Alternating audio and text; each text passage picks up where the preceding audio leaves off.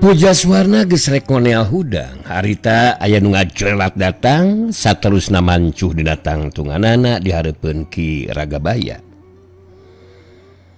Jurelat culung calegedeg. Tetela jirim anu datang teh Nyai Manik geuningan. Ningali anu jadi muridna mancuh dina tangtunganana dihareupeun. Dihareupeunana harita Ki Ragabaya langsung nyarita. Ilaing rek naon kalau tangka dia Manik dewek rek ngagunakeun kekuatan pikeun ngancurkeun wujudna si Pujaswarna sangkan teu bisa mulang ka tempat asalna ayeuna ilaing kalah datang ka dia ieu masuk aya wae ilaing mah Manik. Nyai Manik nutup seukeut ka Ki Ragabaya anu jadi guruna dina sikapna anu tanes terus nyarita. Tina kalau lakukan ku urang geus cukup Ki Guru. Jadi cek Manik mah urang geus teu kudu maksakeun karep jeung kahayang. Nyata ngarebut mustika. Malah Ki Guru teu kudu make jeung hayang ngancurkeun jirimna Pujaswarna sakarupa. Leuwih hade ayeuna mah urang tinggalkeun ieu patempatan. Ki Ragabaya kerung. Kaget ngadenge caitan ti Nyai Manik anu jadi muridna anu ngadadak jadi robah seperti kitu. Dan naonan si laing teh Manik kalakan nyaita seperti kitu sia teh. Sadar henteu ilaing kana naon diomongkeun bieu. Sakuduna ilaing ngarti si Pujaswarna teh geus bisa di ungkulan hartina mustika katinggal dicokot. Tapi ayeuna kalaka ngajakan ini kumaha maksud ilaing teh Manik? Kalaka nanyakeun kumaha ari Ki Guru? Nah kurang jelas atau henteu kaharti gitu caritaan Manik? Urang geus teu kudu maksakeun karep jeung kahayang cek Manik oge. Geus teu kudu mikirkeun mustika anu geus jadi milikna Sinang Bule Ki Guru. Geus henteu perlu lah eta mustika teh. Ilaing nyaita kitu ka dewek teh dina kayan sadar henteu teh Manik. Da naonan sai teh? Ilaing kalaka anu ngatur jeung mereka putusan anu kitu ka dewek ka usap korot maneh teh ha? Rupa-rupa pisan sai. Ki Ragabaya jadi amakeun ningali sikap jeung ngadenge caitaan Manik anu dianggap geus kurang ajar kanu jadi guruna. Tapi kaya Nyai Manik da puguh aya dina pangaruh kakuatan Sang Hyang Bagaswarna. Harita sikep jeung caritanana kalah kabeuki nambahan kahudangna amarah Ki Ragabaya dina waktu harita. Mun henteu ngagugu kana caritaan anu jadi murid ngandung harti Andika lain guru kuring. Sabab kangaranan guru kudu nurut kanu jadi muridna. Jadi geus teu kudu paloba-loba carita ayeuna mah. Tinggalkeun, turutkeun carita nu jadi murid. Urang tinggalkeun ieu patempatan. Andika geus teu kudu ngabantah Ki Ragabaya. Si laing lancang jeung kurang ajar Manik. Wali nyarita kawas kitu kalau jadi guru sia teh. Sadar henteu eling teh sing teh. Si laing siga nu gadung deuleu sia. Sangeunah nanya capek teh kuduna ge maneh anu nurut kana parentah nu jadi guru deuleu sia teh lain ngaturkan nu jadi guru. Urang ajar sia Manik. Nyai Manik kalah ka masal pedangna terus nyarita ngandung ancaman. Mun Andika henteu ngagugu kana caritaan kuring eta hartina Andika geus ngabangkang kanu jadi murid. Eueuh hartina keur si Manik boga guru anu henteu nurut kana parentah anu jadi muridna. Wajar mun kudu ditindak. Kurang ajar ieu bae. Si laing bener-bener lancang jeung kurang ajar Manik. Make jeung gancang ngancam sagarupa bari ngabar pedang sate naonan sate. Ngapusuh ka dewek si laing teh. Aduh, kurang ajar si Manik. nya sakirana henteu nurut kana caitan kuring mah sarua jeung ngabangkang jelas Andika kudu narima kana akibatna kira gabaya jadi tuh salah mun kuring ngalakukeun tindakan ka jalma anu ngabangkang kana caitan manik kira gabaya masih kene can ngarti ningali kana perubahan sikap jeung caitan anu jadi muridna saperti kitu kira gabaya murelang ka Nyai Manik bae nyarita Manik sikap jeung caritaan si laing bener-bener kurang ajar sia geus teu ngajenan kanu jadi guru make jeung reka lakukeun tindakan ka dewek sagarupa si laing teh memangna si laing bakal mampu ngungkulan ajen pangati dewek bisa jeung henteu aing ngungkulan ajen pangati maneh eta henteu penting anu penting mun tetep ngabantah kana caitaan aing mangka ieu pedang anu bakal ngarah kana anggota badan maneh kira kabaya si laing ge teu beda ti anu kurang saeunan sia Manik asa beuki kurang ajar sia si laing anu bakal ditindak ku dewek mah sia Manik aing teu sieun ku maneh Ragabaya teu sok mun bener mah bani tadah Ragabaya hayya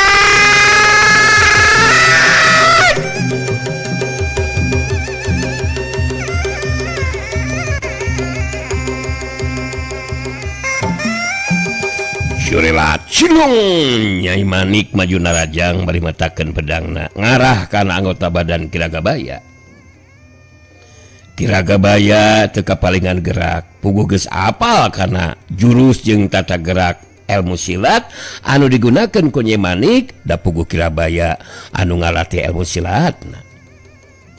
Sauhyuk kiwar prosok kilak pros. Dua kali panarajang Nyai Manik anu ngarahkan anggota badan lawan bisa disingkahan ku Kirabaya. Harita Kiragabaya geus teu sempat merhatikeun deui kaayaan Pujaswarna anu geus tinggalkeun eta patempatan. Nyai Manik terus ngarangsa ku panarajangna.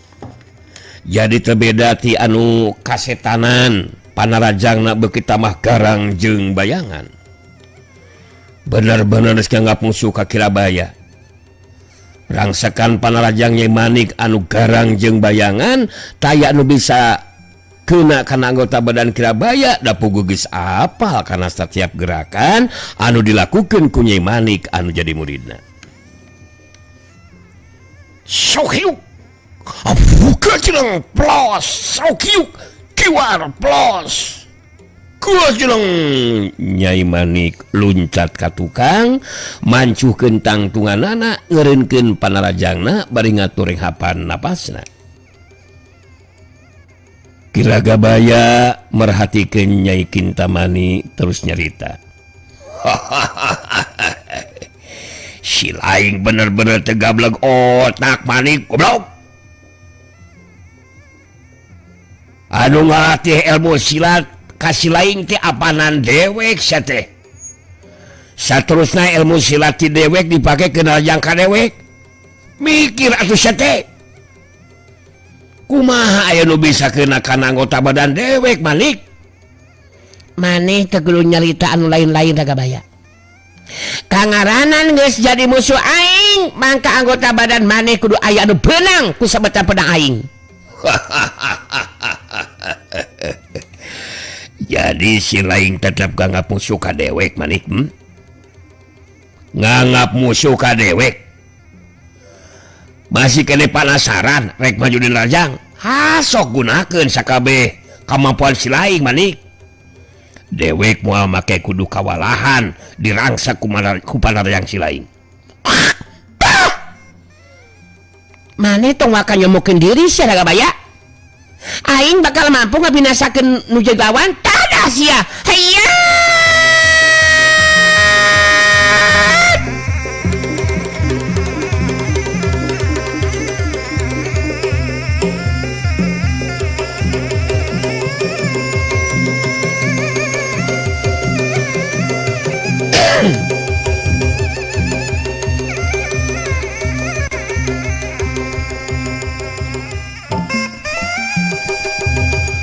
jerelat Nyai Manik maju di Narajang harita Nyai Manik kerangsek diwe ku Panarajangna bener-bener hayang ngabinasakeun anu jai lawan tapi rangsekan Nyai Manik tetep taya nu bisa kena kana anggota badan lawan sanggeusna runtuyan Panarajang taya nu kena kana sasaran harita giliran Kiragabaya anu malas Narajang dina kacepetan gerak anu teu bisa diimbangan lawan harita pedang dina dengan katu Nyai Manik lepas tina cekelanana mangsa ketigan leungeun katu Kiragabaya kena kana pigelang leungeun katu Nyai Manik sat hiu kekeus meh bareng jeung lepasna pedang tina cekelan leungeun katu Nyai Manik harita leungeun kenca Kiragabaya ngajambak bukna Nyai Manik saterusna dampa leungeun katuhu Kiragabaya dipake nepak tarang jeung ngusap beungeutna Nyai Manik set tegas ketigan kana pigelang leungeun set jambak buk set plak tarang ditepak set beuheung diusap sanggeusna Nyai Manik dijamak buukna jeung ditepak tarang terus diusap beungeutna ku dampal leungeun katu Kiragabaya harita kayaan Nyai Manik jadi ngajanteng nangtung kawas patung bangun anu bingung panceg elingan ayeuna mah si laing teu Manik tadi kayaan si laing geus kapangaruhan ku kakuatan gaib deui sia anu ngadalikeun kana pikiran ilaing dewe kakara si Pujaswarna tete lagi tinggalkeun ipa tempatan kumaha aing sadar ayeuna Manik geus teu ngapusu ka dewek Nyai Manik kerung da puguh tindakan nu dilakukeun ku deurina sasat dipangaruhan ku kakuatan gaib Sang Hyang Bagaswarna sok sanajan ti kajauhan tapi mampu nembus sarta mangaruhan kana pikiranana nah aku naon Manik nganggap musuh kaki guru gitu betul aku Manik wani kurang ajar kaki guru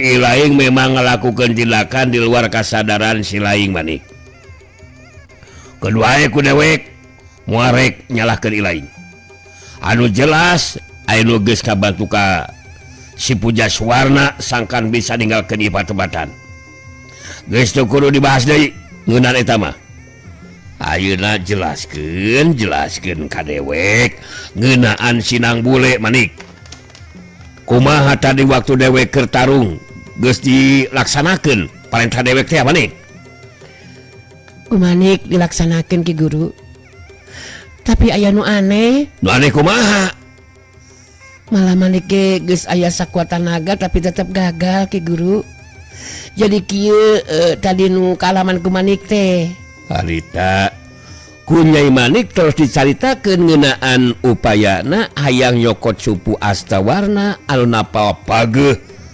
kana dada nang bule nu beulah kenca upaya nu geus dilakukeun ku Nyai Manik taya hasilna Kiragabaya ngabandungan pinu perhatian kana guaran caitaan Nyai Manik sanggeusna ngarasa cukup ngajelaskeun sagarupana harita Nyai Manik mungkas kateranganana jadi gitu tadi upaya nu dilakukan ku Manik teh Ki Guru Kiragabaya ngahulang sakedeung tilatus carita dewek jadi panasaran oge ngadenge caitaan ti laing kawas kieu mah Manik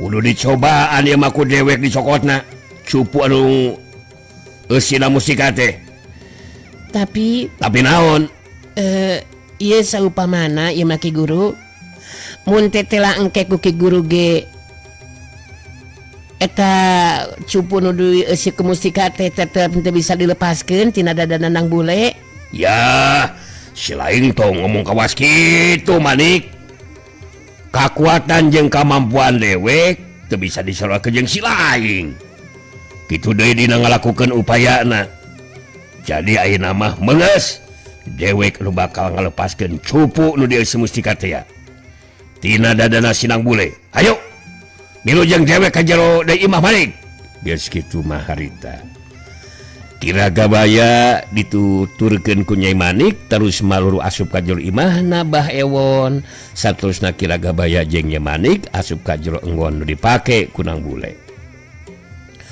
Da puguh kaya Nang Bule geus aya dina pangaruh kakuatan rupa wangi panutup jiwa. Harita sarena ti brakat sida sigana teh. Sedengkeun Bah Ewon jeung pamajikanna ge eueuh anu lilir hiji-hiji acan.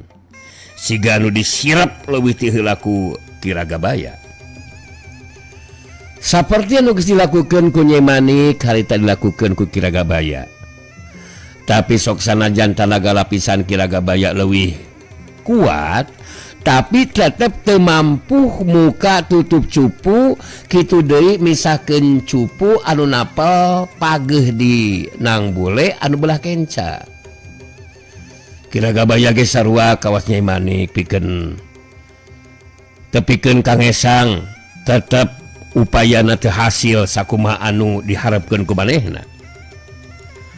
Bari nyusutan Kesang anu renung dina tarang jeung beuheung Kiragabaya nyarita bari neuteup ka Nyai Manik. Aduh, dewek bener-bener tak ieu Manik euy. Upaya nu dilakukeun ku dewek sarua gagal Manik.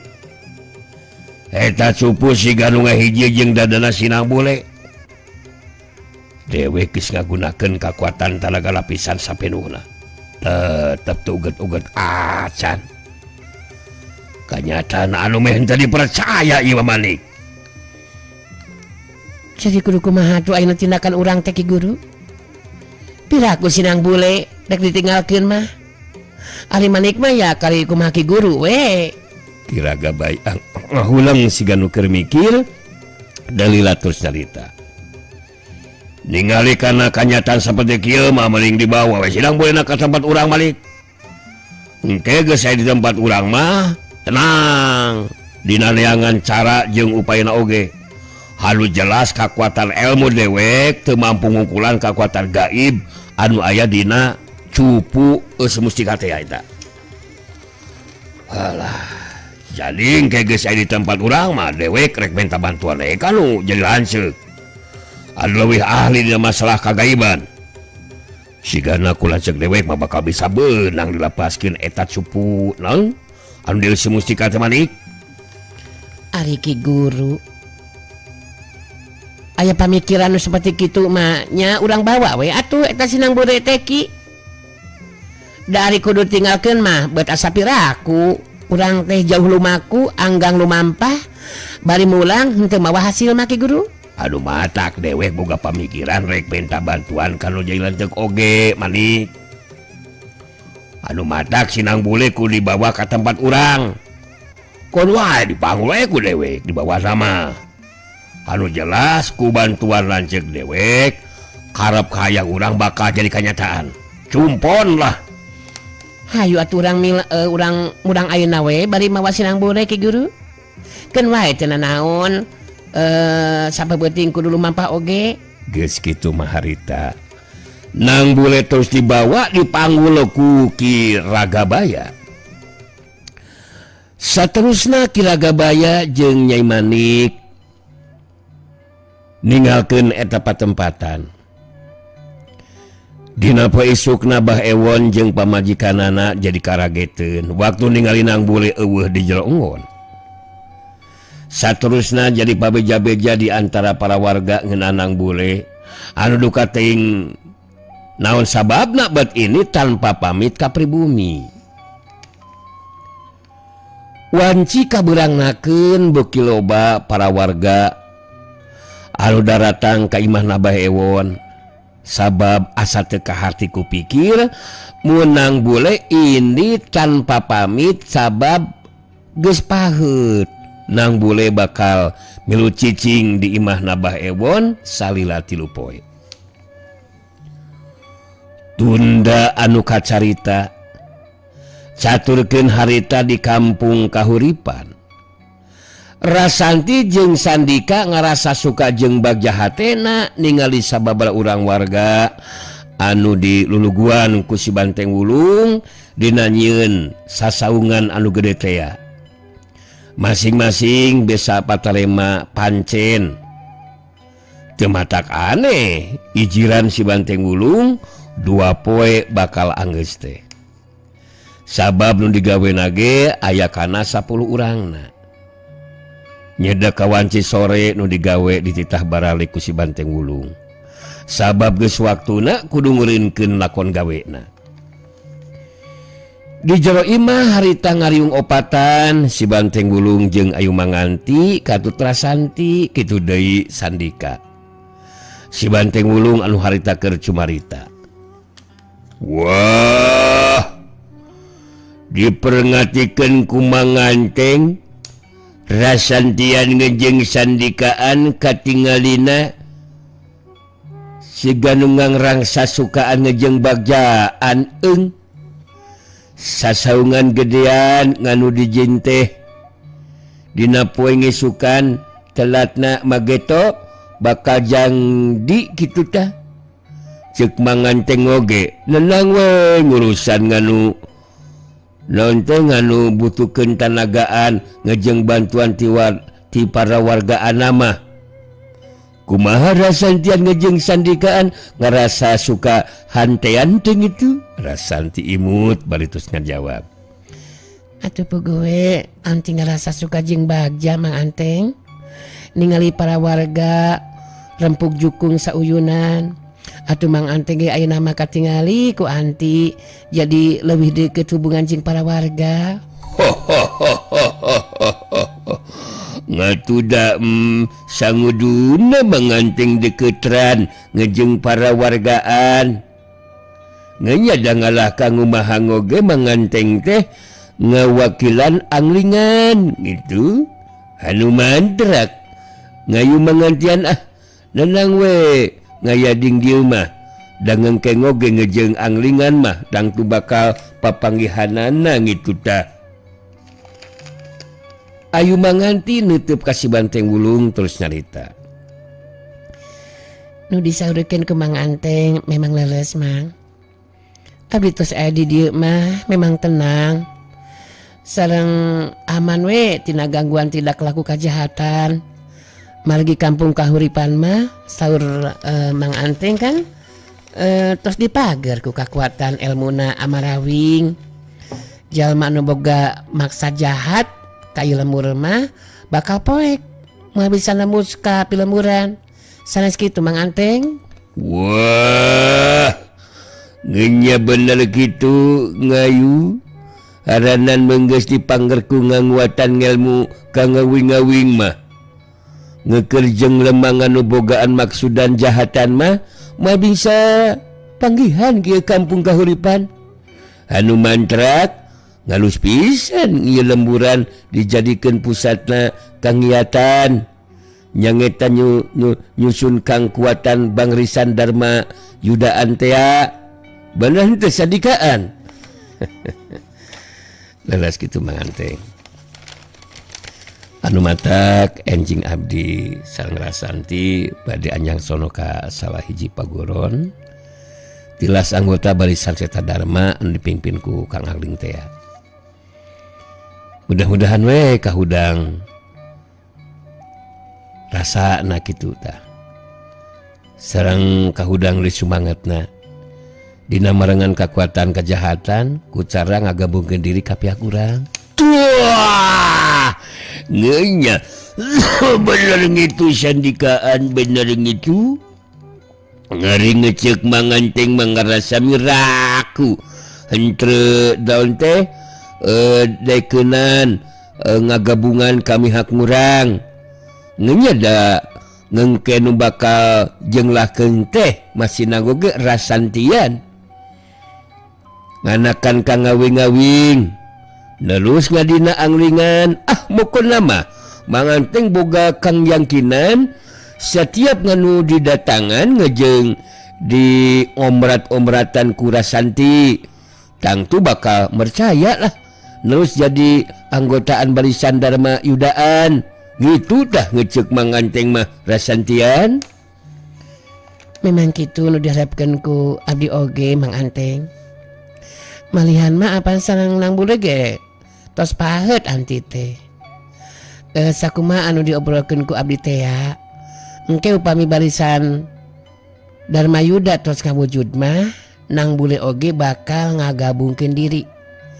Margi nu diharapkeun abdi mah iwati Kang Bule lah anu bakal mampu ngimbangan kekuatan elmuna Ki Warangkas. Ayu banganti milu mairan deui caritaan.